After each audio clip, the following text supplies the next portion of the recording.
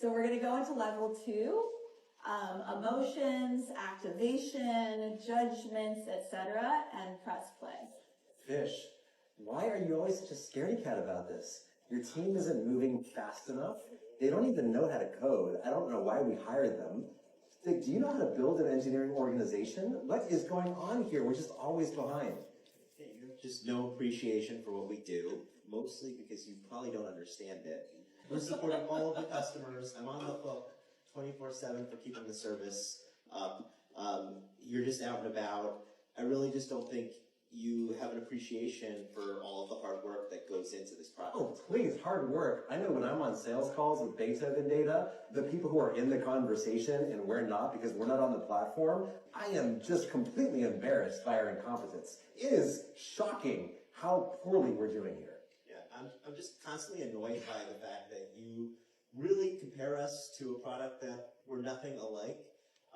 We are at so much higher of a level in terms of output, in terms of the quality of that output. You just don't really understand it because you don't even understand the subtle differences. It's not understandable by anybody except you. You don't document. You don't know how to do anything about other than sit in your office and code. You should be out building a team and finding the best engineers on the planet to work for us.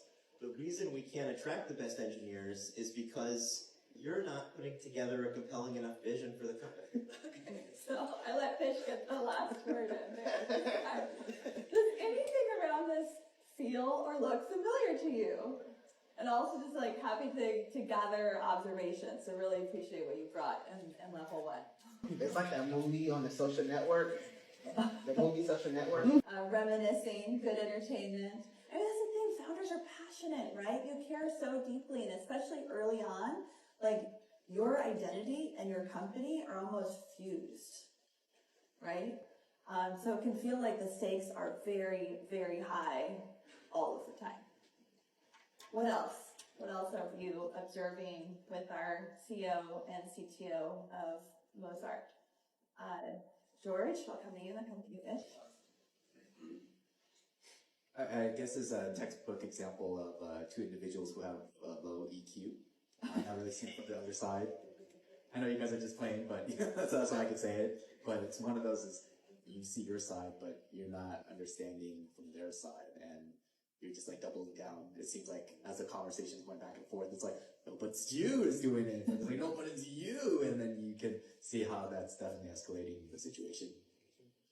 Yeah, thank you. Yeah, just this real blindness to the other side. There's only their side. Almost like with what you're sharing, I can see the walls between them just go higher and higher.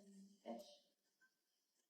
I guess they're not able to compartmentalize the actual action because they're both energized about their argument.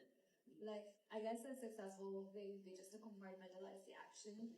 That, okay, this is actually wrong, this is actually right. Mm-hmm.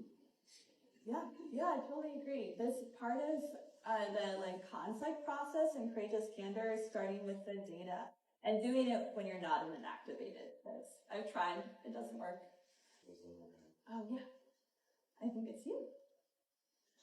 It also sounded like there was a lack of roles and responsibilities as well as trust as to who is doing those responsibilities. So when y'all talked about hiring, it was unclear, was the CTO supposed to do the hiring? Was the CEO supposed to do the hiring? And if either one was doing the hiring, it felt like y'all didn't trust each other to actually do the job well. Mm-hmm.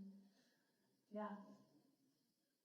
I think another thing that's really easy to get wrong in an early stage startup or just to not make clear who's doing what. And then it all just turns into finger pointing.